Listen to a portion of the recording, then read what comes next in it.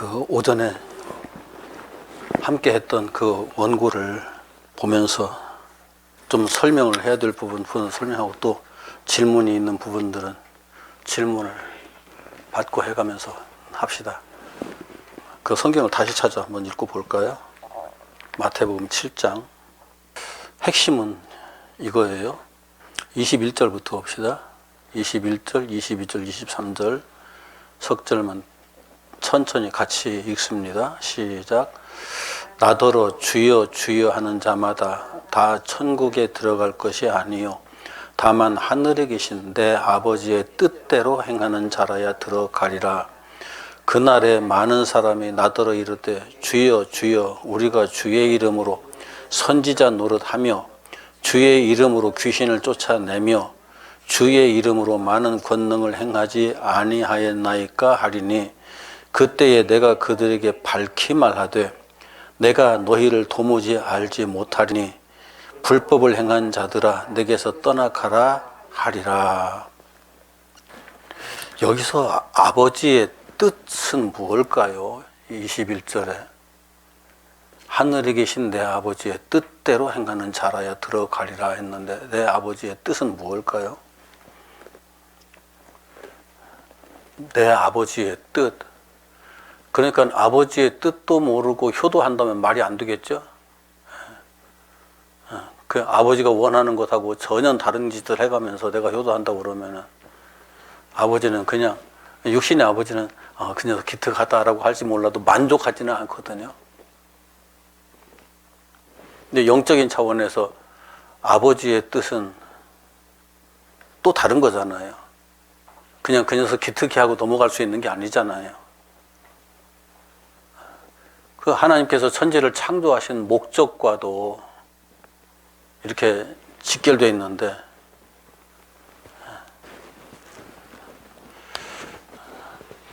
그 하나님의 뜻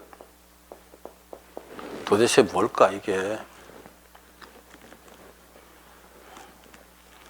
이 하나님의 뜻이라고 했으니까 이제 사람들은 열심히 또 성경에서 혹시 하나님의 뜻이라고 딱 이 하나님의 뜻이란 단어를 찾아가지고 딱 헤매는 사람들이 있어요. 그럼 거기서 답이 나올까요? 전번에도 이런 얘기 했잖아요. 아버지가 독자 아들을 유학 보냈다가 독자 아들이 돌아오기 전에 죽게 생겼어요.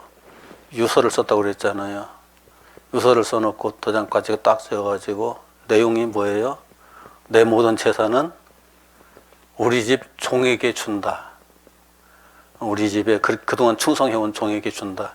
아들이 돌아오면은 아들이 선택하는 것 하나만 아들에게 주겠다. 자, 거기에 아버지의 뜻이 있잖아요, 분명히. 그 뜻은 어떤 사람이 찾을 수 있을까요?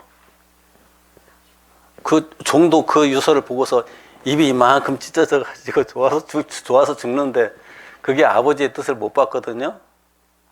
아들도 그 유서를 받아들고 나중에 받아들고 그냥 이 말도 안 돼 가면서 그냥 절망에 빠져버렸는데, 그 아들도 아버지의 뜻을 못 봤단 말이에요. 그리고 그 아들이 하도 답답해가지고 그 유서를 들고 랍비에게 찾아갔어요. 랍비에게 줬어요.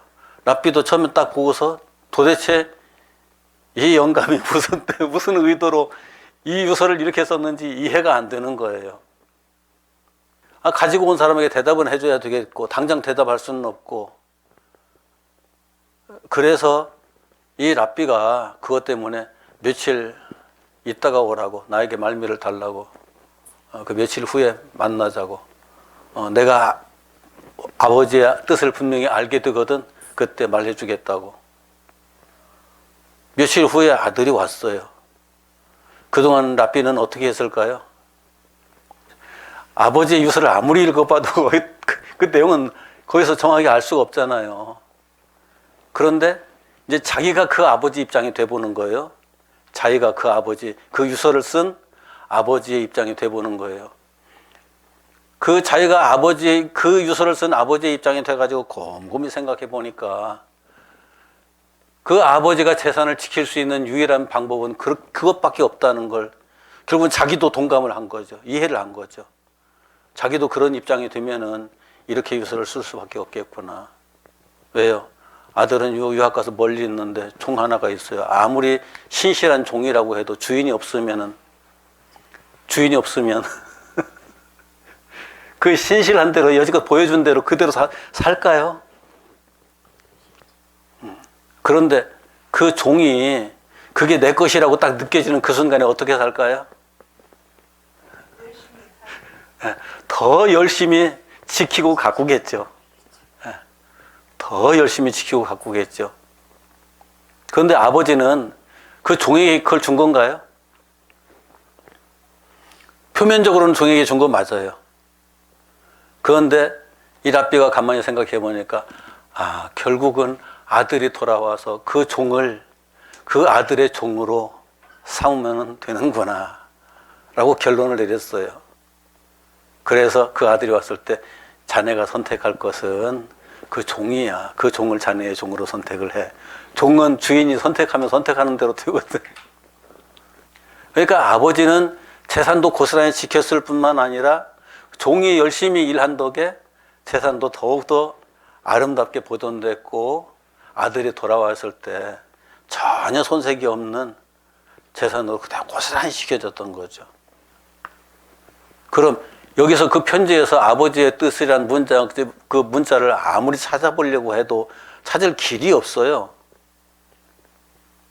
성경이 그런 구조로 되어 있다고요, 성경이. 이스라엘 백성들이 참 재미있죠. 탈무드를 어떤 민족이 기록을 했어요? 탈무드는 유대 민족이 기록을 했어요. 유대 민족들이 자기네들이 생활을 하다가 깨달은 것들을 모아가지고 기록을 해놓은 거거든요. 그럼 그 하나의 사건을 통해서 아버지의 뜻은 그랬다 하는 것을 탈무드를 통해서 자기네들이 배웠어요? 탈무드를 기록해놓고 배웠어요? 그런데 왜 하나님의 뜻은 몰랐을까 하는 참 안타까움이 있어요. 하나님이 모세오경에다가 하나님의 뜻을 밝혀 놓으셨거든요. 하나님의 뜻은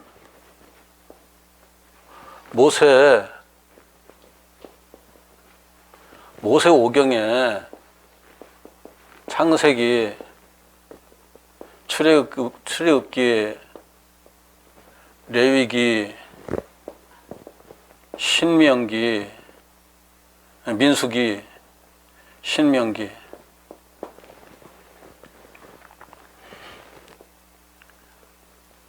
여기에 이미 상세하게 다 기록을 해 놓으셨다고요. 그런데 우리들의 시각이 어떻게 돼 있느냐면은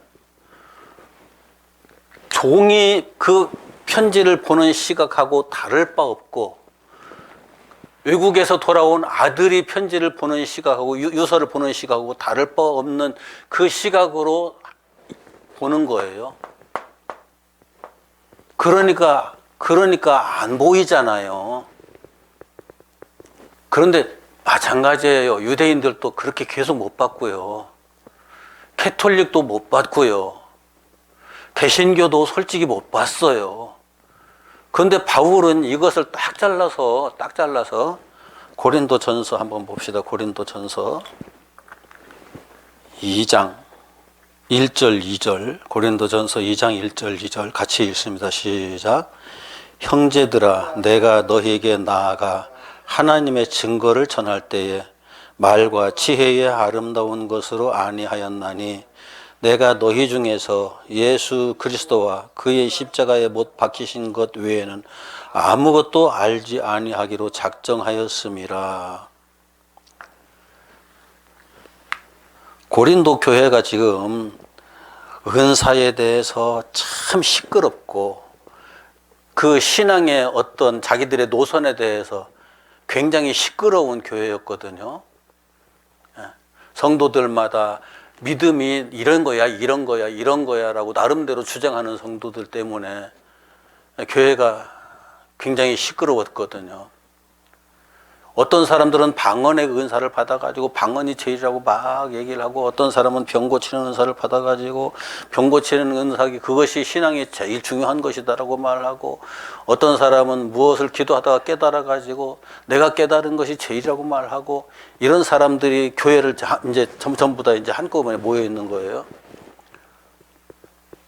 교회가 하나가 될 수 있을까요, 없을까요? 무엇 때문에 하나가 안 되는 거예요, 지금?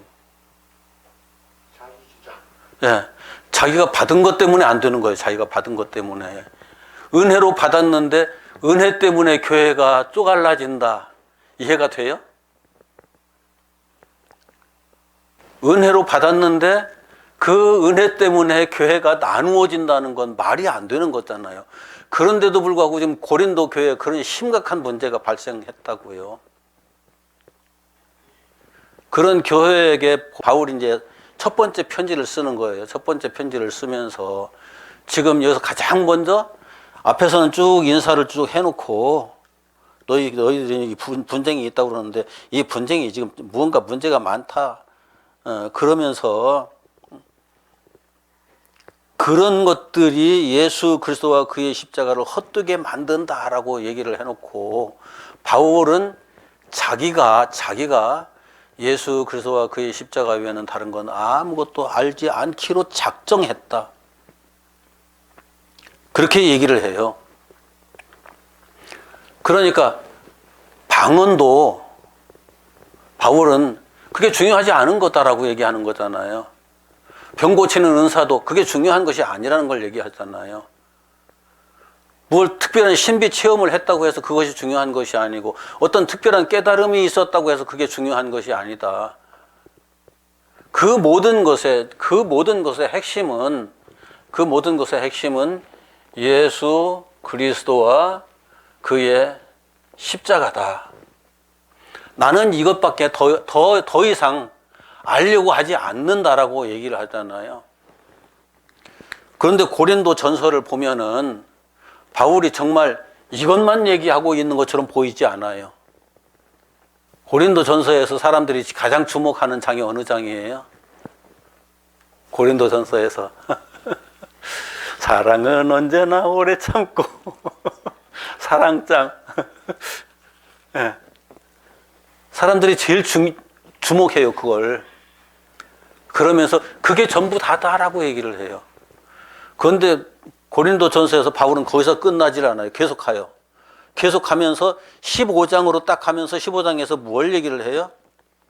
15장에서 뭘 얘기하느냐? 예수 그리스도의 부활을 얘기해요.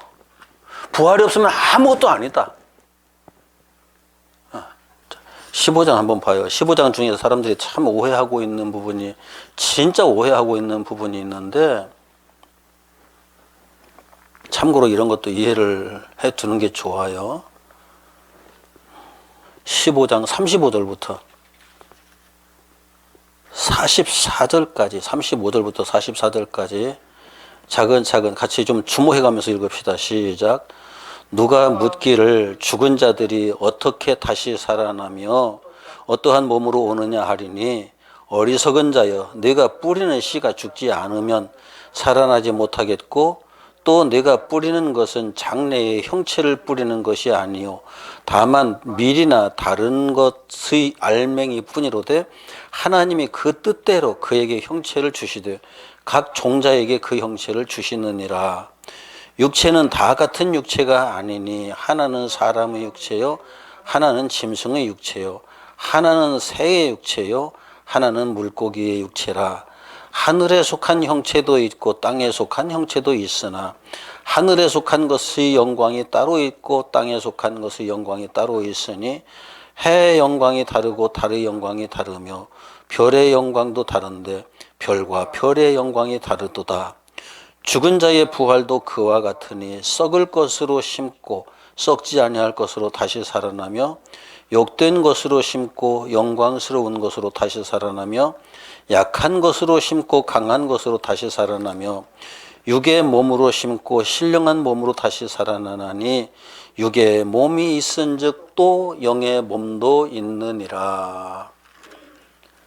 여기서 사람들이 오해하는 건 40절, 41절에 42절까지 쭉 내려가는 과정에서 다시 한번 읽읍시다. 40절 같이 읽어요. 시작. 하늘에 속한 형체도 있고 땅에 속한 형체도 있으나 하늘에 속한 것의 영광이 따로 있고 땅에 속한 것의 영광이 있으니 41절 해의 영광이 다르고 달의 영광이 다르며 별의 영광도 다른데 별과 별의 영광이 다르도다. 그러면서 이걸 42절로 바로 연결시켜 버려요. 42절 죽은 자의 부활도 그와 같으니 죽은 자의 부활이 죽은 자의 부활의 영광이 땅에 있는 것과 하늘에 있는 것과 땅에 있는 것들의 또 영광이 다 다르고 해와 달의 별의 영광이 다른 것처럼 다르다라고 설명하고 있는 것으로 사람들이 받아들여요. 그런데 앞에서 이렇게 먼저 전제하고 있는 게 있어요.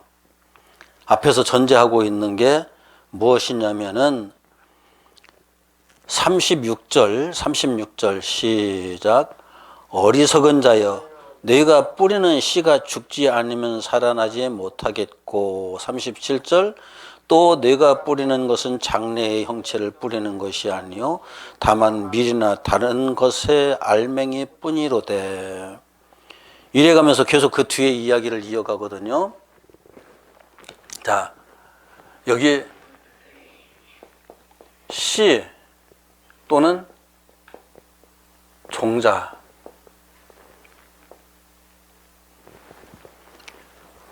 우리의 육체를 나중에 영적 열매를 얻기 위한 씨와 종자라고 표현을 하거든요. 이 육체는 밭에 뿌려지는 씨와 종자와 같은 거다. 이 영적 열매는 하나님의 형상인데 하나님의 형상으로 거듭나서 나타나게 되는 하나님의 아들들이 되는 건데, 그런데 이 씨의 종자가 매우 다양하다, 그 얘기를 하고 있는 거예요. 씨의 종자가 다양한데 여기 그 씨의 종자를 이제 육체라고, 이게 육체가 씨의 종자라는 걸 전제로 지금 설명을 하고 있는데, 그래서 39절에 육체는 다 같은 육체가 아니니 하나는 사람의 육체요 하나는 짐승의 육체요 하나는 새의 육체요 하나는 물고기의 육체라. 그러면서 하늘에 속한 새는 하늘에 속한 거잖아요. 예. 땅에 속한 것도 있고 물에 속한 것도 있고, 그런데 그 모든 것들의 또 영광이 다르다. 요즘 사회에서는 잘 이해가 안 되는 부분이지만 이 신약 성경이 쓰여질 때만 해도 노예제도가 있었잖아요. 우리나라 조선시대에도 노비제도가 있었잖아요. 우리나라 조선시대의 노비가 사람이었던가요? 사람이 아니었던가요? 조선시대에 여러분 드라마에서 가끔 보잖아요. 노비가 사람 취급을 받나요?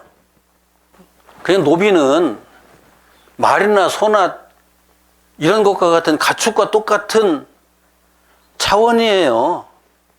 생긴 건 사람처럼 생겼지만은, 그래서 사람 말을 알아듣지만은 주인에게는 때에 따라서는 소나 돼지보다 못하게 취급될 수도 있어요.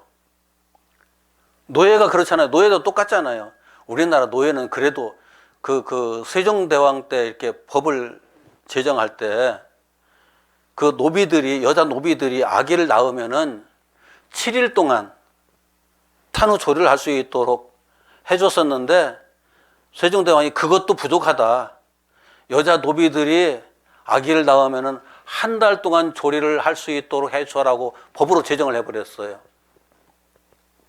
요즘 사람들이 그걸 인권이라는 차원으로 자꾸 보거든요. 그런데 인권이기 이전에 앞서서 사람은 그래야 하거든요. 그런데 노예들은 그런 대접을 못 받았거든요.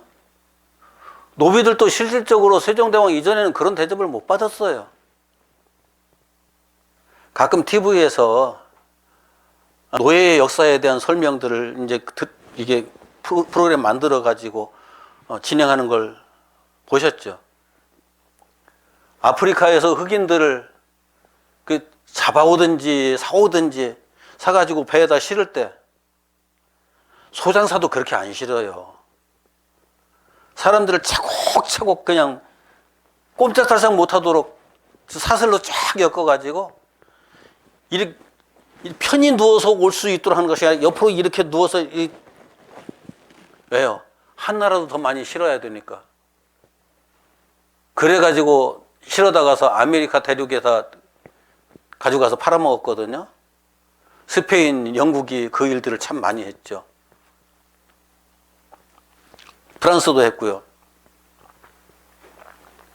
그런데 그 일을 해가면서 이게 참, 아니, 많이 잡아다 많이 파는 사람들은 하나님께서 축복한 사람들이고,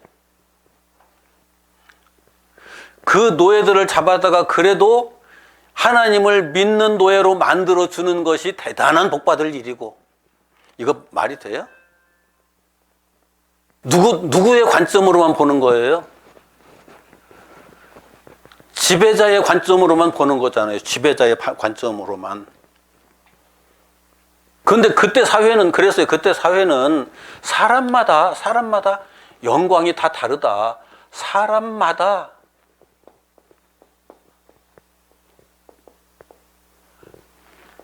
영광이 다르다. 그렇게 이해했거든요. 노예의 영광이 왕의 영광과 같겠어요? 왕은 군주는 나라 자체예요, 그냥. 그래서 나라는 군주의 것이에요. 나라에 토지가 있고 국민이 있잖아요. 그런데 토지와 국민은 군주의 주권 속에 속해요, 그냥. 지금 우리가 말하는 민주주의 사회에서 주권은 국민에게 있다고 말하지만, 이때만 해도 그 성경에 기록될 때만 해도 주권이 누구에게 있던 시대예요? 왕에게 있던 시대예요, 모든 주권이. 그래서 왕이 죽으라면 죽어야 되는 거고, 왕이 살려면 살아야 되는 거예요, 그냥. 신과 같은 존재예요, 왕들은. 왕이 최고의 영광의 위치에 있던 사람이에요, 왕. 최고의 영광의 위치에 있던 사람, 그 밑에 이제 또 그 밑에 영광들이 쫙 이렇게 있죠. 지금 바울은 그 얘기를 하고 싶은 거예요. 어떤 사람은 태양과 같은 영광을 가지고 살고 있고, 어떤 사람은 미물보다 못한 그런 존재처럼 여겨지면서 살아가고 있는 것이 세상이다. 그런데 어떤 존재가 되었든지, 영광이 대단한 존재가 되었든지, 영광이 나중에 없어서 아무것도 없는 존재가 되었든지 간에 그것과는 상관없이 그들은 하나의 그 자체로서 하나의 씨다. 그 자체로서 하나의 씨다.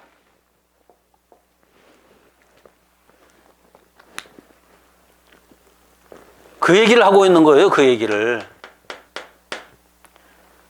그러니까 어떤 씨가 되었든지 그 씨가 뿌려져 가지고 그 씨를 가지고 그 씨 육체를 가지고 그 육체를 심어서 영적 열매, 하나님의 형상으로서의 영적 열매를 맺으면은 그 영광은 다 하나님의 영광이잖아요.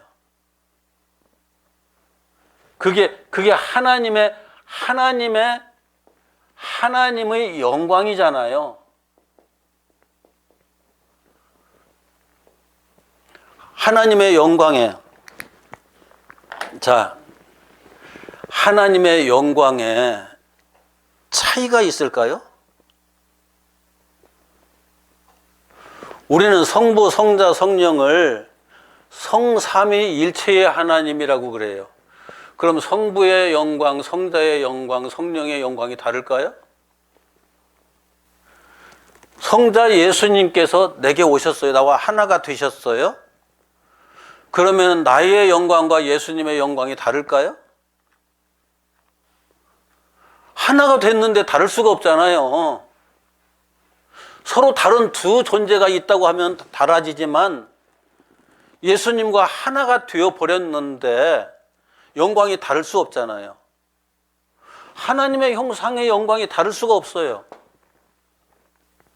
그걸 무슨 하나님 나라에 가면은 하나님 나라에 간 사람들의 영광이 태양과 같은 영광을 가진 그 영광의 존재가 있고 그냥 미물과 같은 차원의 그 존재가 있을 수 있다. 여러분 그런 하나님 나라 가실래요? 그런 하나님 나라 가실래요? 그리고 그 하나님 나라에 가기 위해서 내가 태양과 같은 영광의 존재로 가기 위해서 얼마나 이 땅에서 몸부림쳐야 될까요? 그런 얘기를 하는 게 아니잖아요. 이 땅의 가치관에 꽁꽁 얽매인 자들이 이 땅의 가치관을 자꾸 그 하나님 나라에 비교해가지고 하나님 나라를 그런 식으로 만들어 버리니까 여기에서 엄청난 문제가 발생하는 거예요. 하나님의 뜻을 전혀 알지를 못하니까. 태초에 아담이 하나님의 형상으로 창조됐잖아요. 에덴 동산에서 하나님의 법을 떠나서 아담이 떠나게 돼가지고 하나님의 형상을 잃어버리고 그 육체의 존재가 되었잖아요. 육체의 존재가 되어버린 아담에게 다시 가죽옷을 지어 입혀서 내보내시면서 그 앞에서 말씀하신 거죠. 여자의 후손으로 구원을 받을 것이다 라고 말씀을 하시고 내어보내시면서 가죽옷을 지어 입히셨잖아요.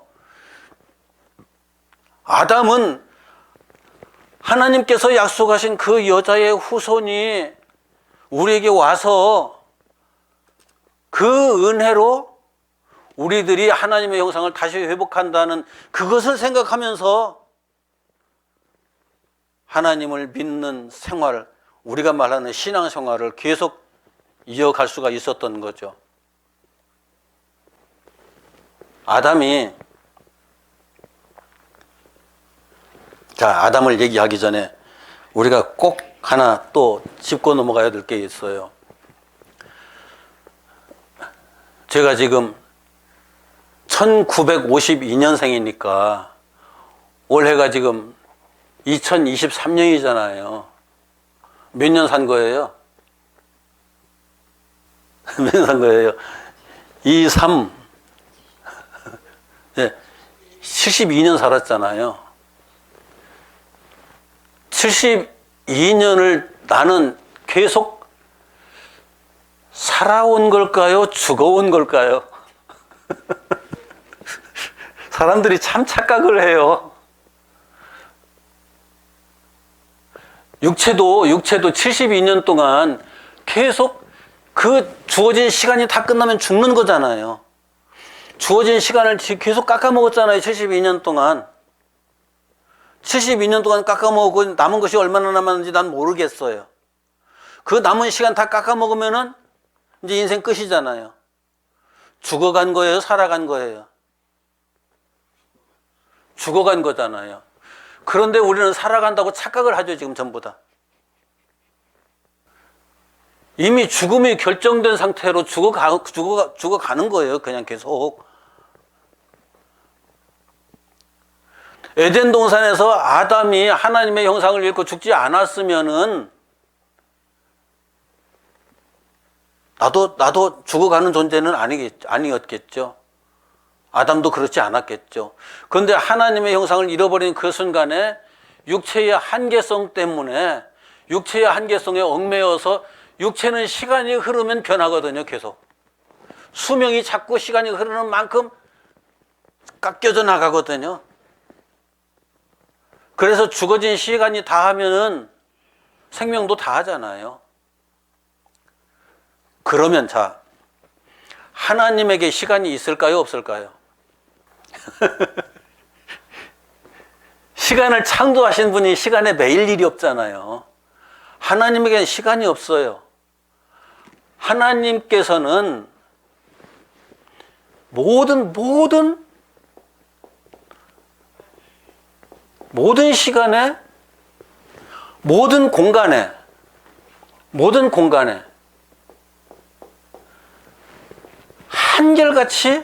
한결같이 계셔요.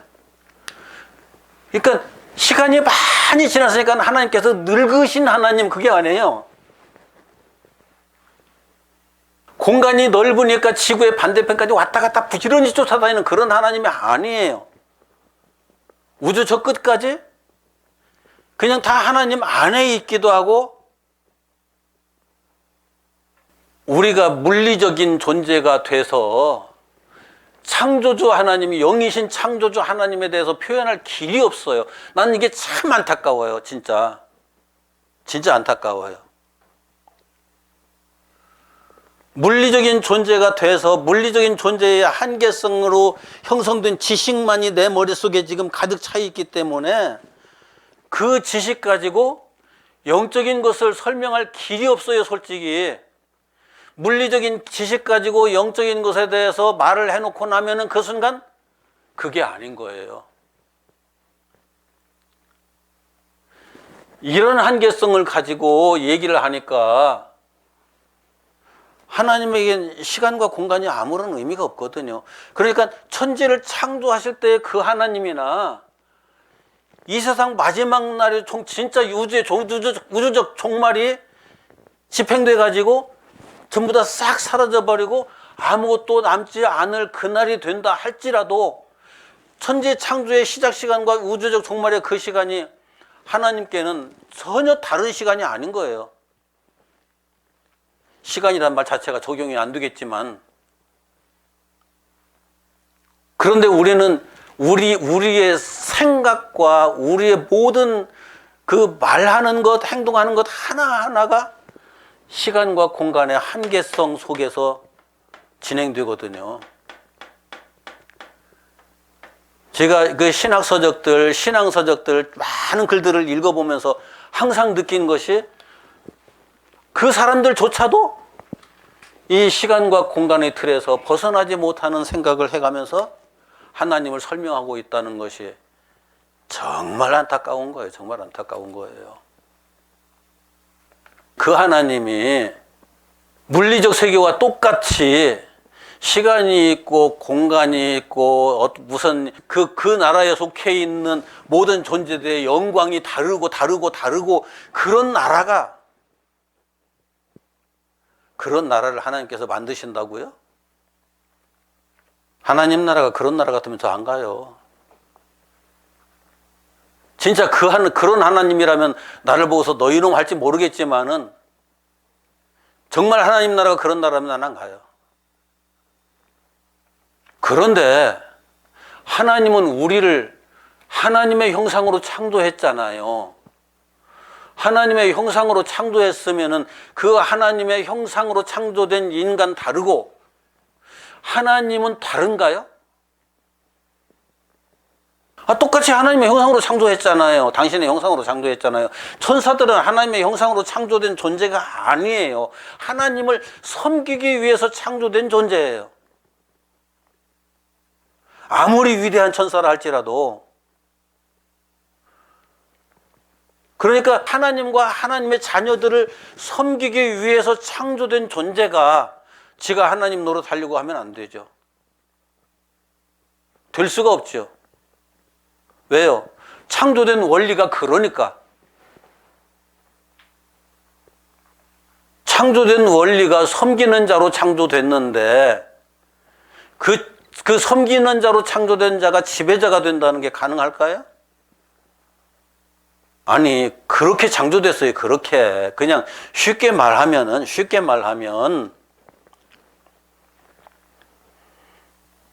여기 앰프가 있어요. 앰프가 어느 날 갑자기 지 스스로 컴퓨터가 될 수 있을까요? 좀 억지스러운 논리이긴 해요. 그러나 그런 거예요. 바로 그런 거. 그 쓰임새로 만들어져 있으면 그 쓰임새 이상을 할 수가 없어요. 그런데 우리에게는 하나님께서 당신의 형상으로 창조했기 때문에 하나님과 같이 지배하고 다스리는 것, 지배하고 다스리는 걸 할 수 있도록 창조하셨다고요. 그게 하나님이시니까. 그런데 맨 처음 창조된 아담이 하나님께서 처음부터 이렇게 완벽한 창조자 하나님과 똑같은 존재로 창조하신 게 아니고, 어찌 보면 이게 또 영혼과 시공간 속을 이제 오고 가는 이런 것들이 이제 우리들에게 굉장히 필요한데, 그 어떤 우리의 생각 속에서, 그 정신 속에서 우리는 시공간의 세계와 영적인 영의 세계를 동시에 살아가는 사람들이에요. 하나님의 백성들은 꼭 기억하세요. 시공간의 세계와 영의 세계를 동시에 사는 사람들이다.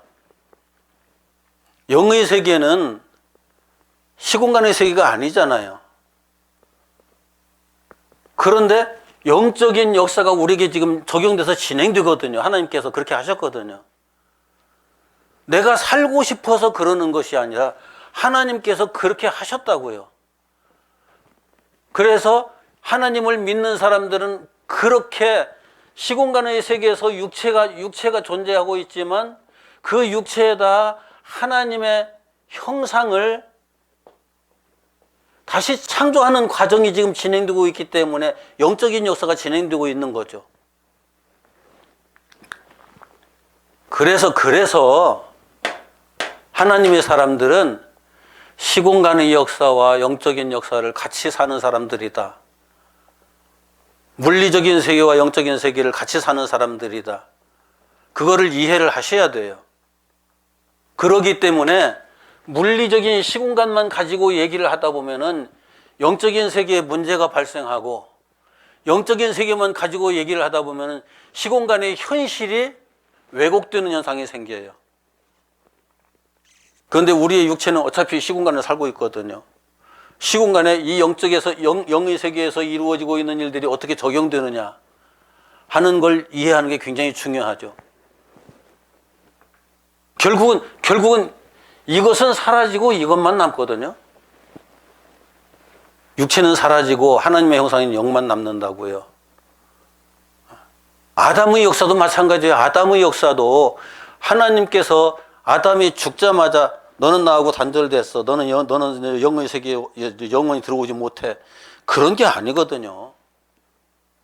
여자의 후손을 약속하시고 가죽옷을 지어 입히시면서 그 순간부터 아담에게도 영의 세계와 시공간의 세계가 같이 함께 그 역사 속에서 쭉 진행되는 그런 존재가 되어버린 거거든요. 그런데 성경에 기록된 내용들은 영적인 세계의 구체적인 흐름은 기록되어 있지 않아요. 왜요? 성경의 언어들이 영의 언어들인가요? 아니면은 물리적 언어들인가요? 우리 사람들이 쓰는 언어들이 물리적인 언어예요? 영적인 언어예요? 방언은 영적인 언어인가요? 영적인 언어란 아예 우리에게 없어요. 하나님이 사용하시는 그런 언어 자체가 우리에게는 없어요. 방언 은사 받은 사람들이 이건 영적인 언어라고 막 우겨대는, 그건 우기는 거예요. 그냥 고집으로 우기는 거예요. 영적인 언어는 아예 없어요. 영적인 언어는 우리 귀에 들리지도 않아요. 육체의 귀에. 그런데 하나님은 그 영적인 언어를, 이게 하나님의 말씀이라고 하거든요. 영적인 언어를 우리가 알아들을 수 있는 물리적인 언어로 바꿔서 우리가 볼 수 있도록 기록해 놓으셨다고. 이게 성경이에요.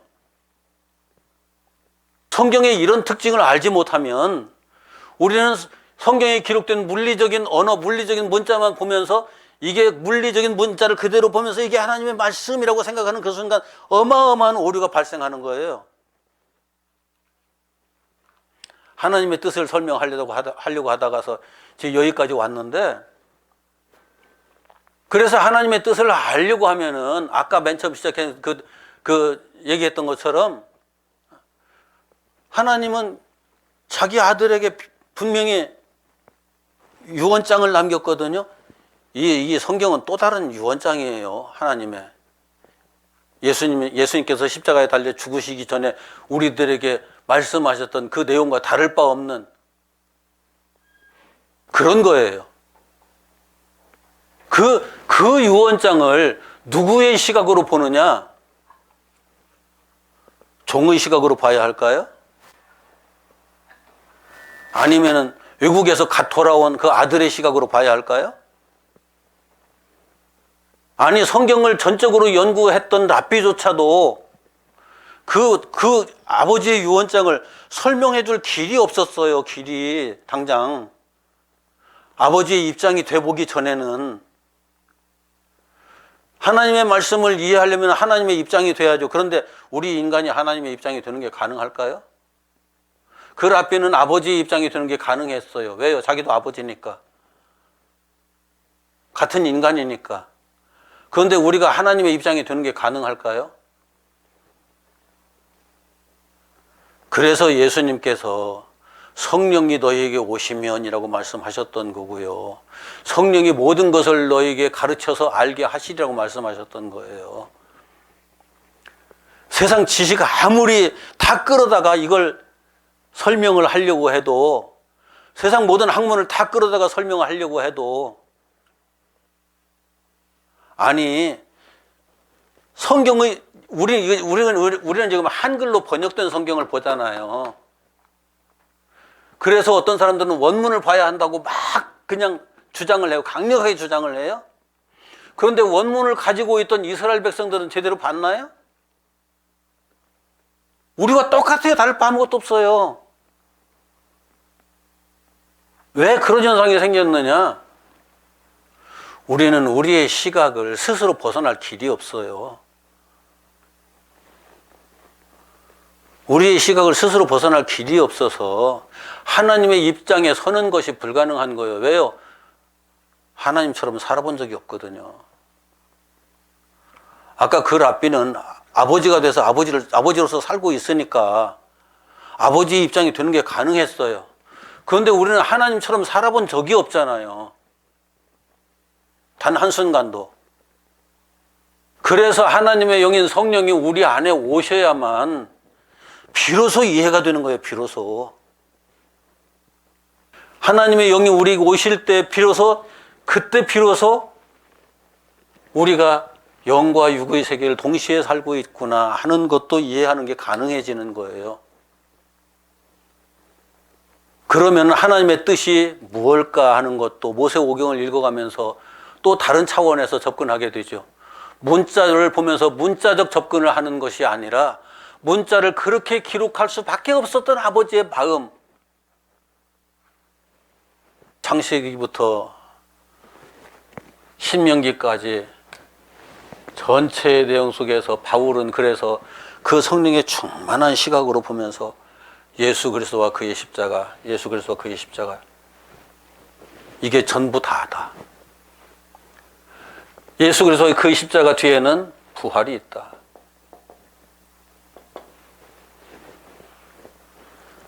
하나님의 형상으로 다시 부활해서 하나님 나라에, 그 하나님의 집에 그 아들이 되어서 그 하나님 나라라는 유산을 우리에게 물려주시려는 그 하나님께로 돌아가는 것 뿐이다. 이게 성경 전체가 말하고 있는 핵심이에요. 자, 아버지의 뜻대로 행하는 자라야 들어가리라. 아까 같이 읽었잖아요. 다시 한번요. 마태복음 7장 21절 같이 읽습니다. 시작.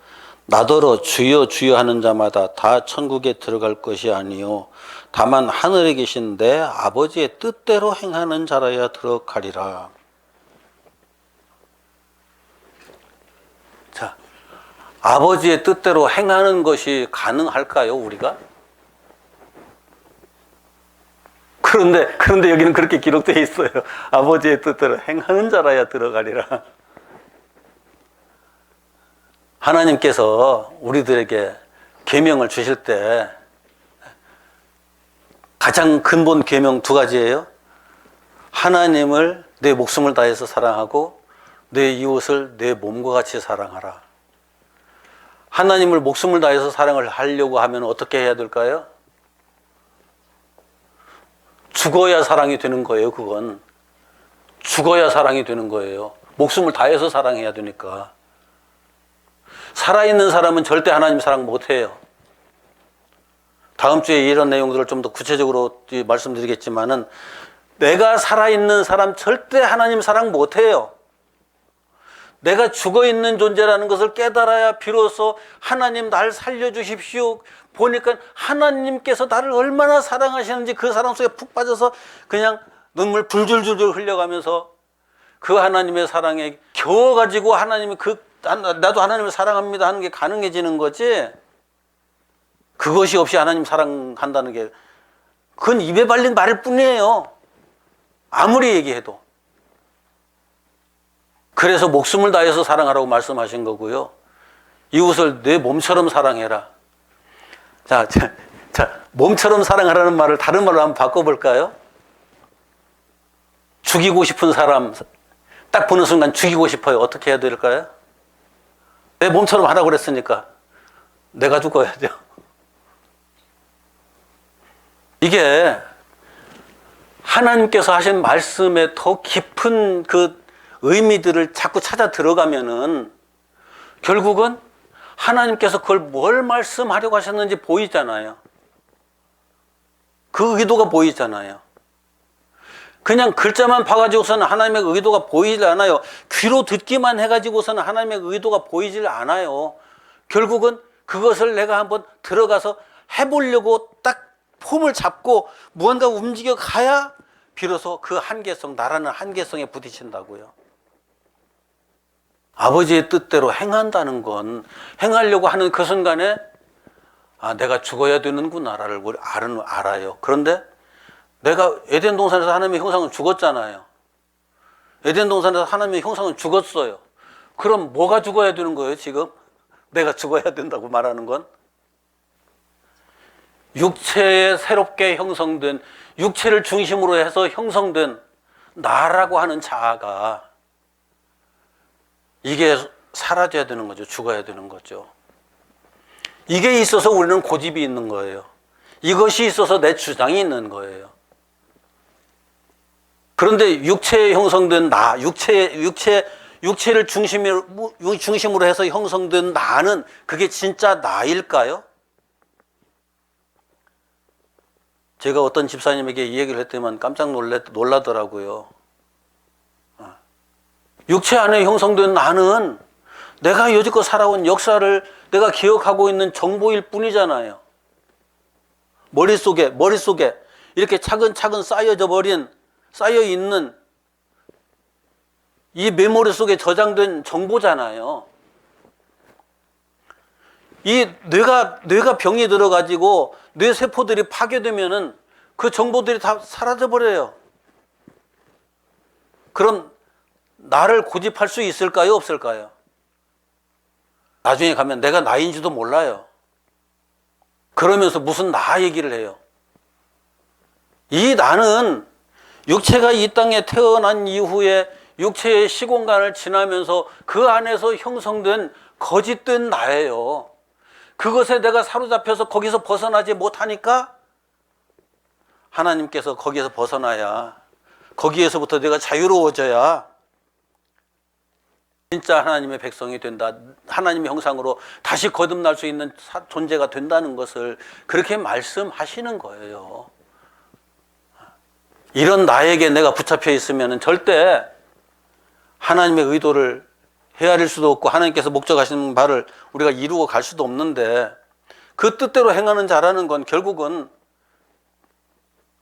자기 부정하고 하나님께 맡겨드리면 하나님께서 하신다는 것에 대한 표현인데,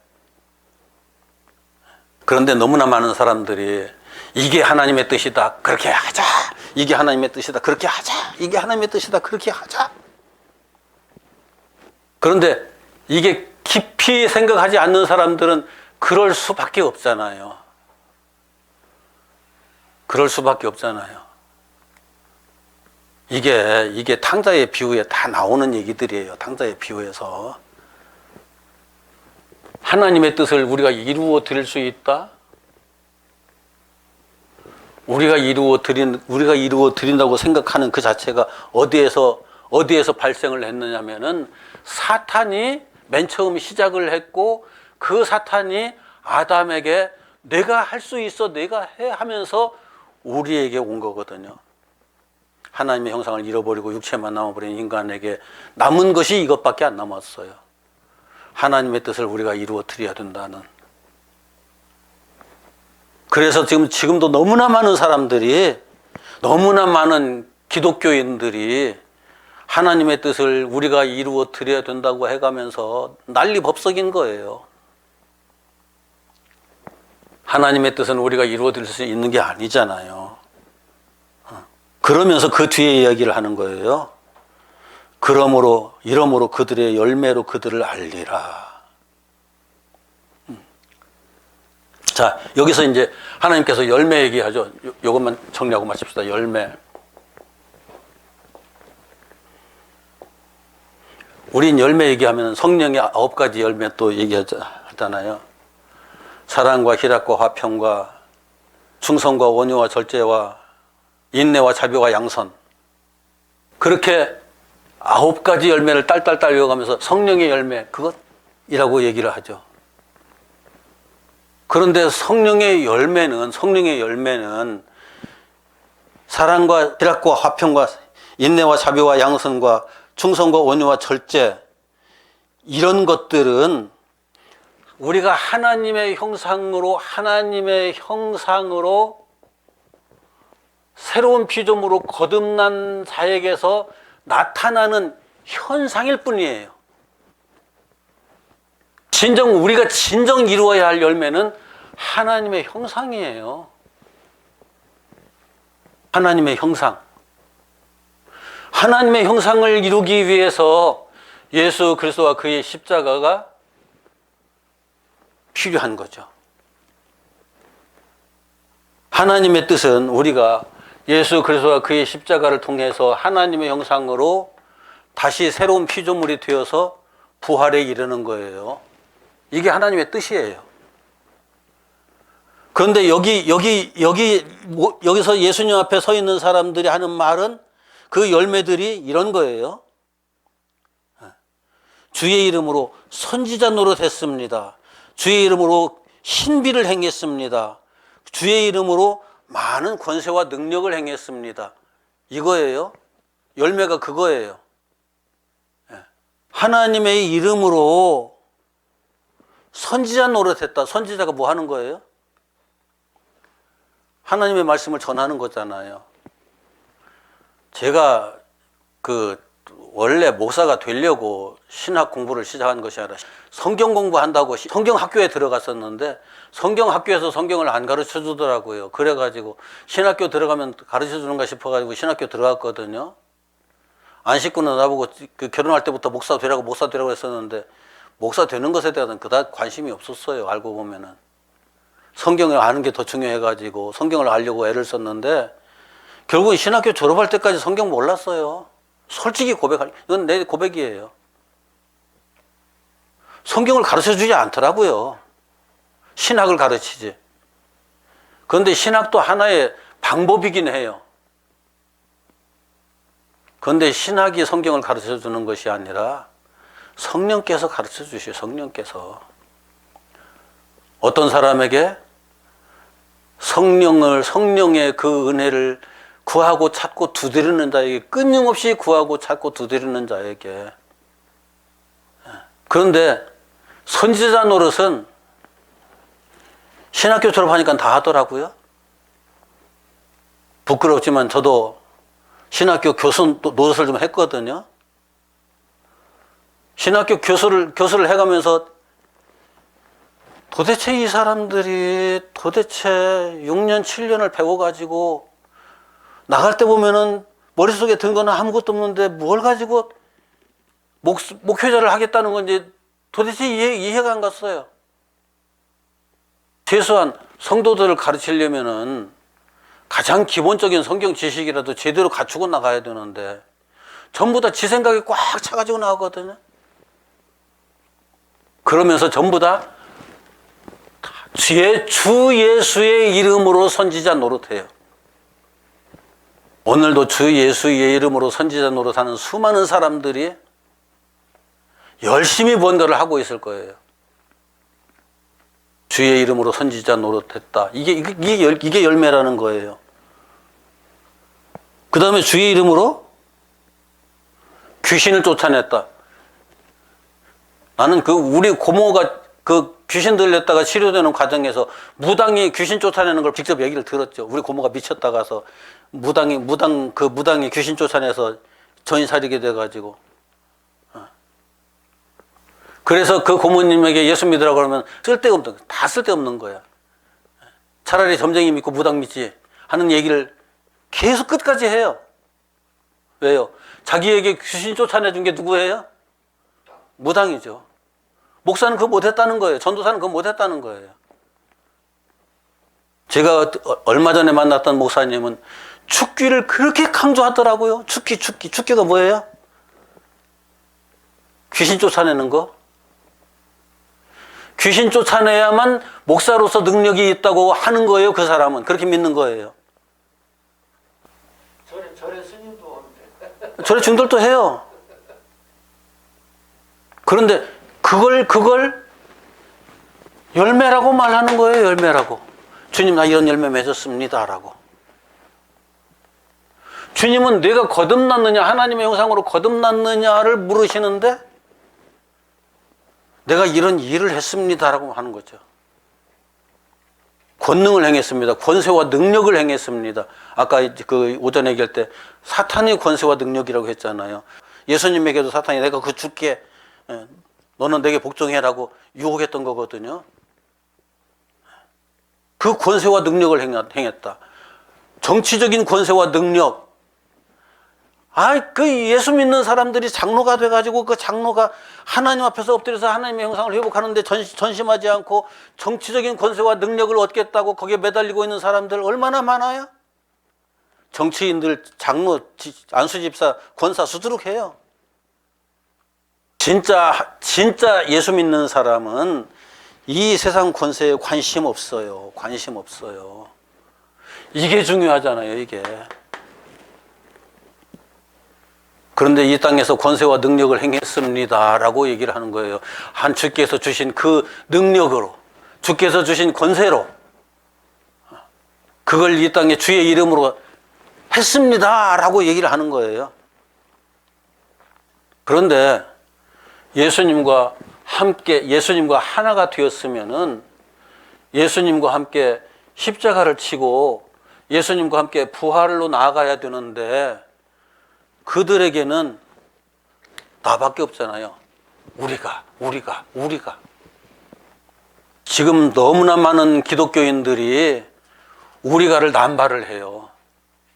내가를 남발을 해요. 내가 유일한 선지자라고 이 땅에? 내가라고 하는 그 순간에 예수님이 온데간데 없잖아요. 내 안에 예수님이 계셔서 예수님께서 하셨으면은 누가 한다고 그래요? 예수께서 하신다고 하는 거죠. 내가 한다가 아니잖아요. 내가 나오는 순간에 내가 있다는 거예요. 여기에 그대로. 그래서 너희들이 나와 함께한 역사가 없다.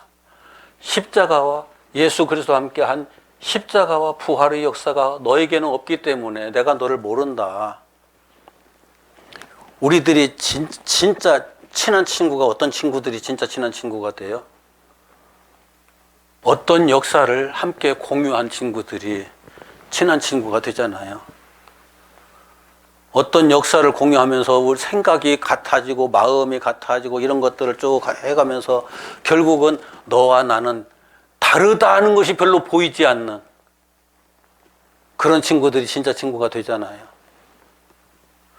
서로를 그럴 때 서로를 잘 안다고 얘기를 하죠. 이름만 알아가지고선 잘 아는 게 아니잖아요.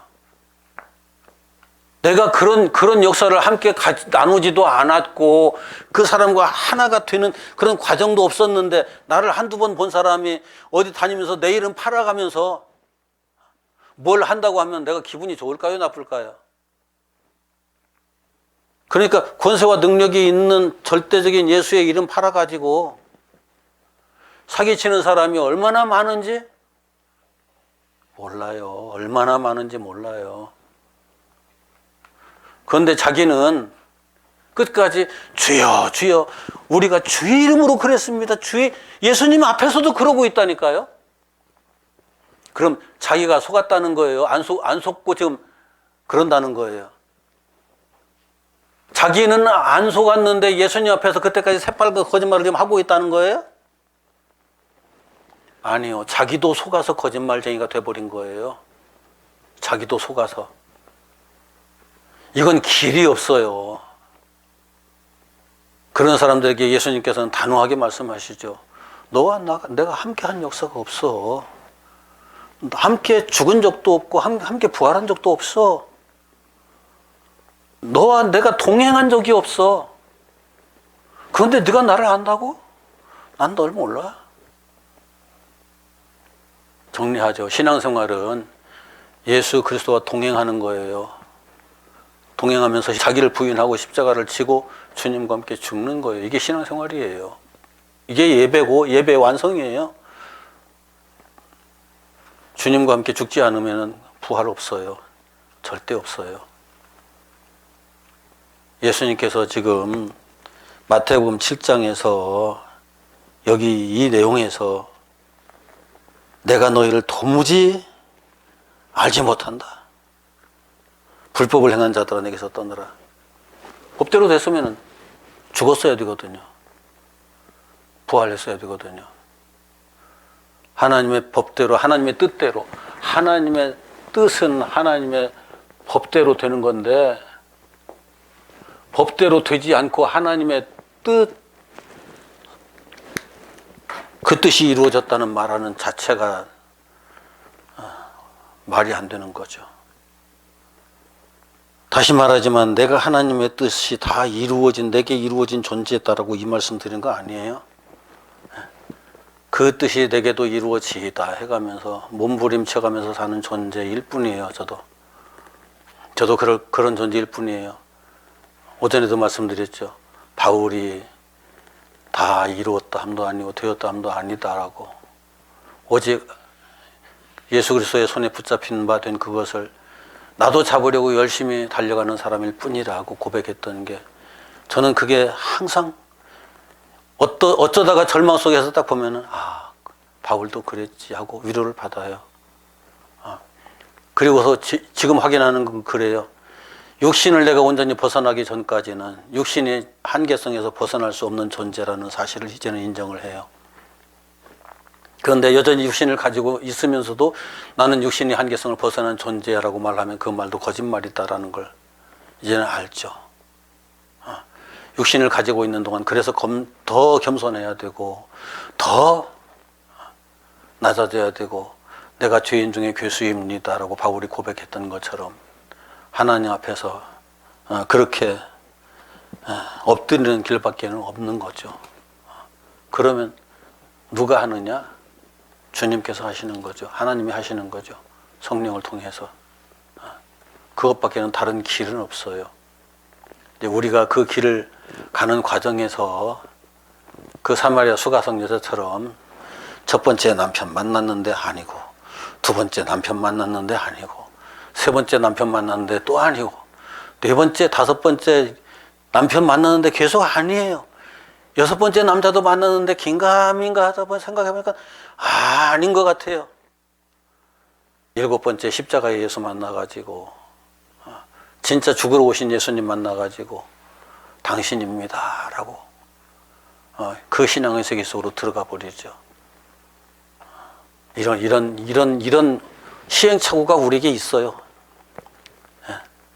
그 시행착오가 있다는 것도 이해를 하죠. 시행착오가 하나도 없는 사람 없어요, 신앙생활에서. 그런데 그건 시행착오로 끝나야 돼요. 거기에 빠져서 첫 번째, 두 번째, 세 번째, 네 번째, 다섯 번째, 여섯 번째 신랑한테 빠져가지고 벗어나지 못하면 거기서 영원히 망하는 거예요, 그냥. 기도합시다. 하나님, 우리들에게 끊임없이 말씀하시지만은 우리가 하나님의 말씀을 정확하게 이해하고 알아듣지를 못합니다. 지혜가 부족해서입니다. 그래서 성령의 도우심을 구합니다.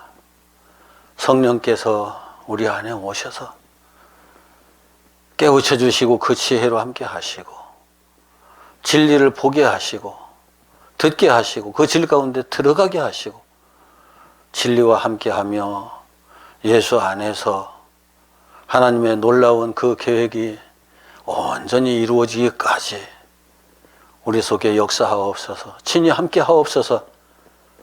우리가 할 수 없기 때문에 기도합니다. 우리가 스스로 할 수 없기 때문에 하나님의 도우심을 구합니다. 그 도우심과 그 은총으로 함께해 주시겠다고 약속하셨사오니 믿고 온전히 맡기는 자에게 주님께서 그 약속을, 그 언약을 증언으로 바꾸겠다고 말씀하셨사오니 그 역사를 우리들에게도 이루어 주옵소서. 오늘도 이렇게 복된 시간, 은혜의 시간 주신 것 감사 영광 돌립니다. 우리 주 예수님의 이름으로 기도드립니다. 아멘.